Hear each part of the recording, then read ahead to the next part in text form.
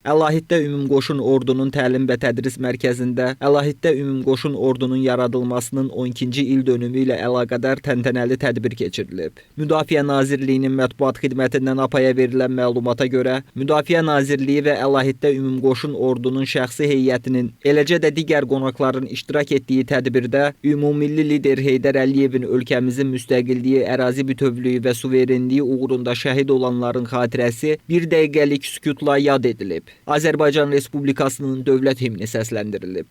Əlahiddə Ümumqoşun Ordunun komandanı general-leytenant Kənan Seyidov, Müdafiə Naziri general-polkovnik Zakir Həsənovun təbrikini şəxsi heyətə çatdırıb. Kollektivi təbrik edib. Sonra Naxçıvan Muxtar Respublikasında ordu quruculuğu prosesini ötən müddətdə aparılan islahatları əks etdirən videoçarx nümayiş etdirilib. Əlahiddə Ümumqoşun Ordunun Təlim və Tədris Mərkəzinin yaradıcı kollektivinin iştirakı ilə milli rəqslər, vətənpərvərlik mahnıları ifa edilib. Sonda xidməti vəzifələrinin yerinə yetirilməsində fərqlənmiş hərbi qulluqçular və mülki işçilər mükafatlandırılıb.